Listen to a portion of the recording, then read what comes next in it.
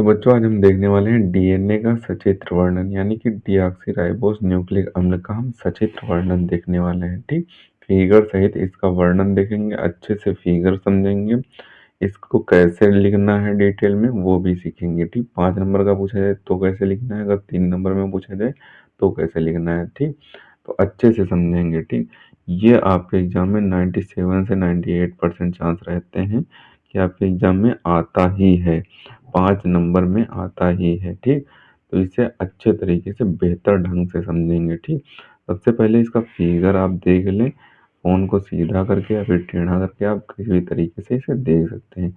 इस फिगर में ये जो आपकी श्रृंखलाएं बनी हुई हैं, ये श्रृंखलाएं आपके न्यूक्लियोटाइड से मिलकर बनी होती हैं। इन श्रृंखलाओं में शर्करा और फास्फेट जो होते हैं क्षारक, उन उनकी बनी ये श्रृंखलाएं होती हैं, वो इसमें समाहित होते हैं, यानी कि शर्करा और फास्फेट इनसे बनती हैं। ठीक, इसमें क्या होता है, प्रत्येक कुंडल में एडेनिन और थाइमिन, ग्वानिन और साइटोसिन के बॉन्ड होते हैं। एक बॉन्ड से दूसरे बॉन्ड की दूरी जो होती है वो 3.4 एंगस्ट्रॉम होती है। कि हाइड्रोजन बॉन्ड होते हैं, ये जो बॉन्ड होते हैं ये हाइड्रोजन बॉन्ड होते हैं। ठीक, इसमें 5 डेज से शुरू होकर 3 डेज पे खत्म होता है एक नली, और दूसरी जो श्रृंखला होती है वो 3 डेज से शुरू होकर आपकी 5 डेज पे खत्म होती है आके। ठीक, तो इन बातों का ध्यान रखना है। इसमें प्रत्येक कुंडल की जो लंबाई होती है वो 34 एंगस्ट्रॉम होती है, यानी कि एक कुंडल जो होगा, इसका पूरा एक कुंडल होगा, उसकी जो लंबाई होगी वो 34 एंगस्ट्रॉम होगी। और यहाँ पे एक बॉन्ड से दूसरे बॉन्ड की दूरी जो होगी वो 3.4 एंगस्ट्रॉम होती है, यानी कि कुल मिला के कहा जाए तो एक कुंडल में आपके 10 हाइड्रोजन बॉन्ड पाए जाते हैं। ठीक, इस बात का आपको ध्यान रखना है। इनके मध्य की दूरी आपकी 20 एंगस्ट्रॉम होती है और व्यास आपका 10 एंगस्ट्रॉम होता है। ठीक, यानी कि व्यास बोल लें तो आपके इसके 20 एंगस्ट्रॉम होता है। ठीक, यही आपका फिगर होता है, इसी फिगर के माध्यम से हम पूरा सचित्र वर्णन इसका देखेंगे। तो इसमें आपको लिखना क्या है, पहले पैराग्राफ बनाकर आप लिख सकते हैं, तो पैराग्राफ बनाकर लिखें, 1 point 1 point 2 point 3 point 4 point 5 point 6 ऐसे डालकर लिख सकते हैं, या फिर आप सीधे पॉइंट लगाकर लिख सकते हैं। ठीक, हम आपको पैराग्राफ बनाकर लिखा देते हैं। पैराग्राफ बनाकर लिखने में आपको 1 नंबर भी कटने के चांसेस नहीं रहते हैं। ठीक, इसमें आपको पहले पैराग्राफ में लिखना है, डीएनए सबसे बड़ा जैविक अंग है, यानी कि डीएनए जो अंग है वो सबसे बड़ा जैविक अंग है, आपके शरीर में पाया जाने वाला सबसे बड़ा जैविक अंग है। अगर डीएनए को खोल दिया जाए तो डीएनए आपका इतना लंबा होता है कि पृथ्वी से चंद्रमा तक 3 चक्कर लगाए जा सकते हैं, फिर भी आपका वो डीएनए थोड़ा बहुत बच जाएगा। ठीक, इतना लंबा डीएनए होता है। ठीक, सबसे बड़ा जैविक अंग होता है जो डीऑक्सी राइबोस न्यूक्लियोटाइड अणुओं का बना एक बहुलक होता है, यानी कि ये डीऑक्सी राइबोस न्यूक्लियोटाइड अणुओं का बनी एक श्रृंखला होती है। ये आपकी जो श्रृंखलाएं होती है वो डीऑक्सी राइबोस न्यूक्लियोटाइड की बनी होती हैं।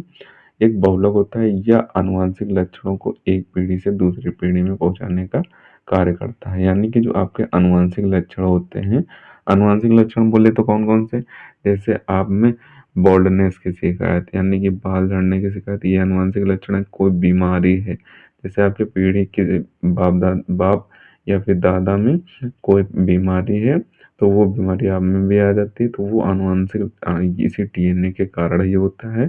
आनुवंशिक लक्षणों का एक पीढ़ी से दूसरी पीढ़ी में जाना इसी आनुवंशिक लक्षण के कारण होता है, इसीलिए इसे आनुवंशिक पदार्थ भी कहते हैं, यानी कि डीएनए को आनुवंशिक पदार्थ भी कहा जाता है।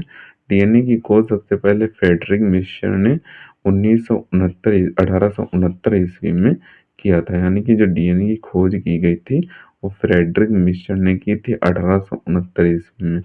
जबकि उसके बाद आपको पैराग्राफ चेंज करना है और लिखना है, जबकि विल्किंस और फ्रैंकलिन ने सबसे पहले बताया था कि डीएनए एक द्विकुंडलीय संरचना है। इसके बाद वाटसन क्रिक ने डीएनए की द्विकुंडलीय मॉडल 1953 में प्रस्तुत किया, यानी कि जो विल्किंस और फ्रैंकलिन थे, इन्होंने बताया कि डीएनए जो आपकी संरचना होती है ये द्विकुंडलीय संरचना होती है। ठीक, इसके बाद जो वाटसन क्रिक आए, तो वाटसन क्रिक ने इसके द्विकुंडलीय मॉडल बना कर दिया, यानी कि द्विकुंडलीय संरचना बता दिया की द्विगुणित संरचना होती है, विल्किंस और फ्रैंकलिन ने। उसके बाद वाटसन और क्रिक ने हमें बताया कि डीएनए का द्विकोणीय मॉडल दिया, यानी कि जो संरचना है ये हमें वाटसन और क्रिक द्वारा दी गई संरचना होती है। इसे कई प्रकार से बनाया जाता है। लेफ्ट हैंड वाले ऐसे बनाते हैं, राइट हैंड वाले किसी और तरीके से बनाते होंगे, वो आपको बुक में दिया हुआ है। ठीक, आप चित्र प्रकाशन की बुक देखेंगे तो उसमें दिया हुआ है। ठीक, उसके बाद आपका यहाँ पे दिया हुआ है, यह दो लंबी श्रृंखलाओं का बना द्विकुंडलीय मॉडल है जो न्यूक्लियोटाइड की इकाइयों से मिलकर बना होता है। हमने अभी आपको समझाया था कि दो लंबी श्रृंखलाओं का बना एक द्विकुंडलीय मॉडल होता है जो न्यूक्लियोटाइड की इकाइयों से बना होता है। यानी कि जो ये श्रृंखलाएं होती हैं, ये आपकी ये वाली श्रृंखला और ये वाली श्रृंखला ये न्यूक्लियोटाइड से मिलकर बनी होती है। ठीक, उसके बाद आपको फिर से पैराग्राफ चेंज करना है, लेकिन अगले पैराग्राफ में आपको ब्लैक पेन से कर देना है ताकि आपका हाईलाइट लगे कि आपका हाईलाइट है, ये टॉपिक है। तो उसके बाद आपको लिखना है कि इसके प्रत्येक श्रृंखला को न्यूक्लियोटाइड एक विशेष और जटिल संरचना है, यानी कि प्रत्येक श्रृंखला का जो न्यूक्लियोटाइड है एक विशेष प्रकार की जटिल संरचना है जो 3 प्रकार के अणुओं से मिलकर बनी होती है। यानी कि जो इसकी न्यूक्लियोटाइड की संरचना होती है वो 3 प्रकार के अणुओं से मिलकर बनी होती है। पेंटोज शर्करा जो कि इसमें पाई जाती है, डीऑक्सीराइबोज शर्करा में पाई जाती है, फास्फोरिक अम्ल यानी कि H3PO4, नाइट्रोजनी क्षारक आपके क्या कौन कौन से होते हैं, ये 2 प्रकार के होते हैं। कौन कौन से, प्यूरिन और पिरिमिडीन, ये आपके नाइट्रोजनी क्षारक होते हैं। प्यूरिन में एडेनिन ग्वानिन पाया जाता है, पिरिमिडीन में साइटोसिन और थाइमिन पाया जाता है। ठीक, तो इतना आपको हाईलाइट करके लिख देना है तीसरे पैराग्राफ में। फिर आपको पैराग्राफ चेंज करना है, और जब आप पैराग्राफ चेंज करें तो वहां पे आपको थोड़ा स्पेस छोड़ देना है। आप बुक में देखेंगे इसी तरीके से स्पेस छोड़ देते हैं। अगर आप इसी तरीके से लिखेंगे तो आपको एक भी नंबर कटने का कोई चांस नहीं रहता है। ठीक, पैराग्राफ में अगले लिखेंगे कि डीएनए के एक अणु में डीऑक्सीराइबोस का एक अणु नाइट्रोजनी क्षारक के एक अणु में से जुड़ा रहता है। यानी कि डीएनए के एक अणु में जो होता है वो डीऑक्सीराइबोस का एक अणु और नाइट्रोजनी क्षारक का एक अणु जुड़ा रहता है। डीएनए का जो एक अणु है, जैसे डीएनए का ये एक अणु है, इसमें एक डीऑक्सीराइबोस राइबोस का एक अणु जुड़ा रहेगा और नाइट्रोजनी क्षारक का एक अणु जुड़ा रहेगा। ठीक, तो इसी तरीके से यहाँ पे लिखा हुआ है। उसके बाद आपको लिखना होगा कि इसे डीऑक्सीराइबोस कहते हैं, यानी कि डीऑक्सीराइबोसाइड भी कहते हैं। फिर यह फास्फोरिक अम्ल के साथ मिलकर डीऑक्सीराइबोस न्यूक्लियोसाइड बनाता है। यही आपको आगे लिख देना है। तो आगे देख लेते हैं यही लिखा हुआ है या फिर और कुछ लिखा हुआ है। फिर यहाँ पे दिया हो, फिर यह फास्फोरिक अम्ल के एक अणु के साथ मिलकर डीऑक्सीराइबोस न्यूक्लियोटाइड बनाता है। हाँ, इसी तरीके से आपको लिख देना है कि फिर यह फास्फोरिक अम्ल के एक अणु के साथ मिलकर डीऑक्सीराइबोस न्यूक्लियोटाइड बनाता है। न्यूक्लियोटाइड के एक अणु में क्षार का एक अणु हमेशा 17 अणु से जुड़ा रहता है। यानी कि न्यूक्लियोटाइड के एक अणु में जो होता है वो क्षार का एक अणु 17 अणु से जुड़ा रहता है, 17 अणुओं से जुड़ा रहता है। डीएनए के दो श्रृंखलाओं के क्षारकों के अणु एक दूसरे से हाइड्रोजन बंध के द्वारा जुड़े रहते हैं। ये डीएनए दोनों श्रृंखलाएं एक दूसरे की पूरक होती हैं। ठीक, जैसा कि हमने आपको डीएनए में बताया था कि डीएनए में 10 हाइड्रोजन बंध पाए जाते हैं, एक कुंडल में 10 हाइड्रोजन बंध पाए जाते हैं। तो वही यहाँ पे दिया हुआ है, डीएनए की दोनों श्रृंखलाओं के क्षारकों के अणु जो होते हैं वो एक दूसरे से हाइड्रोजन बंध के द्वारा जुड़े रहे होते हैं। ठीक, हमने बताया था एक कुंडल में आपके 10 हाइड्रोजन पाए जाते हैं, तो वही यहाँ पे बताया गया है। ठीक, ये हाइड्रोजन बंध से जुड़े रहते हैं।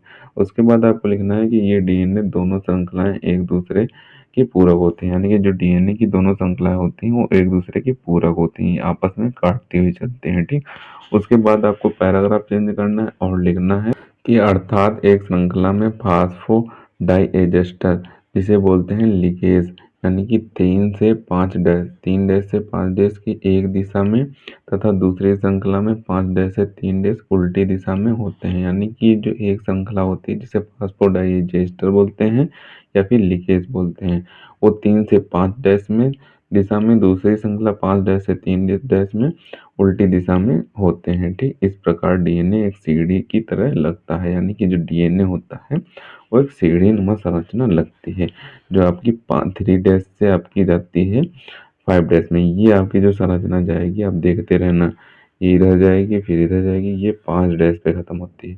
जो 5 डैश से शुरू होती है वो आपकी 3 डैश पे खत्म होगी, वो आप कहाँ पे खत्म होगी, 3 डैश पे खत्म होगी। तो इसी तरीके से आपको डीएनए का फिगर बनाना है और आपको पैराग्राफ चेंज करते हुए लिखना है, बीच बीच में ब्लैक पेन से पॉइंट लिख देना है। आपको पूरे नंबर मिल जाएंगे, एक भी नंबर कटने का कोई चांस नहीं रहेगा। इसी तरीके से आप डीएनए की सचित्र वर्णन कर देते हैं तो पांचों में पांचों नंबर मिल जाएंगे। यहाँ पे हमने छोटा छोटा लिखा है तो आप हमारा 2 पेज में आ गया है। आप इसे बड़ा बड़ा थोड़ा दूर दूर लिखें तो आपका 2.5 पेज तक हो जाएगा। 2 पैराग्राफ लिखने के बाद आप यहाँ पे फिगर बनाएंगे, ये वाला फिगर बनाएंगे बीच में। उसके बाद आप लिखेंगे 2.5 से 3 पेज का आपका हो जाएगा। बहुत है, 5 नंबर के लिए 2.5 से 3 पेज का बहुत है।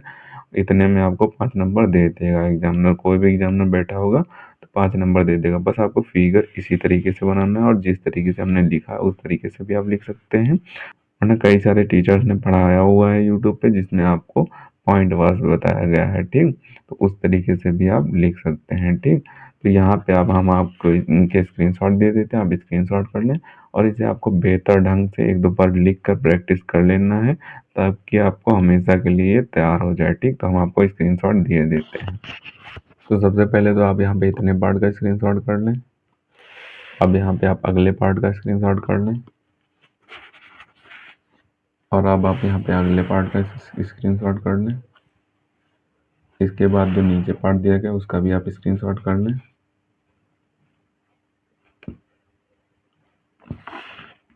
इसके बाद हम बचे हुए पार्ट का स्क्रीनशॉट आपको दे देते हैं। इसके बाद हम आपको बचे हुए पार्ट का स्क्रीनशॉट दे देते हैं। तो अब आप यहाँ पे बचे हुए पार्ट का स्क्रीनशॉट कर लें और जो नीचे पैराग्राफ दिया उसका भी स्क्रीनशॉट कर लें और आप यहाँ पे इस फिगर का भी स्क्रीनशॉट कर लें। तो इस फिगर को आपको अच्छे तरीके से 2-3 बार प्रैक्टिस कर लेना है, बिना देखे भी प्रैक्टिस कर लेना है क्योंकि एग्जाम में आपको इसे बिना देखे ही बनाना है। ठीक, और इस आंसर को आप अच्छे तरीके से पढ़ेंगे और इस फिगर से कनेक्ट कराएंगे तो आप आसानी से कर सकते हैं। इस फिगर के हिसाब से भी आप थ्योरी लिख सकते हैं कि इसमें जो व्यास होता है वो 20 एंगस्ट्रॉम होता है, एक कुंडल के मध्य की दूरी 34 एंगस्ट्रॉम होती है, कुंडल में जो हाइड्रोजन बॉन्ड पाए जाते हैं उनके मध्य की दूरी 3.4 एंगस्ट्रॉम होती है, एक कुंडल में 10 एंगस्ट्रॉम हाइड्रोजन बंध पाए जाते हैं। इन हाइड्रोजन बंध में एडेनिन थाइमिन के बराबर होता है और गुआनिन साइटोसिन के बराबर होता है। एडेनिन जो होता है वो थाइमिन के साथ डबल बॉन्ड में जुड़ा होता है, गुआनिन जो होता है वो साइटोसिन के साथ ट्रिपल बॉन्ड में जुड़ा होता है। तो इस तरीके से भी आप लिख सकते हैं, कोई दिक्कत नहीं होती है। आप फिगर के हिसाब से बनाना चाहें तो बना सकते हैं, वरना जो हमने लिखा है उस तरीके से भी आप लिखना चाहें तो लिख सकते हैं। ठीक, तो इसे आप अच्छे तरीके से तैयार कर लें। मिलते हैं किसी नए वीडियो में नए टॉपिक के साथ, तब तक के लिए धन्यवाद। और अगर अभी तक आपने हमारे इस चैनल को सब्सक्राइब नहीं किया तो प्लीज़ सब्सक्राइब जरूर कर लें क्योंकि हम इसी तरीके से क्लास 12 से रिलेटेड इंपॉर्टेंट टॉपिक पर वीडियो डालते रहते हैं।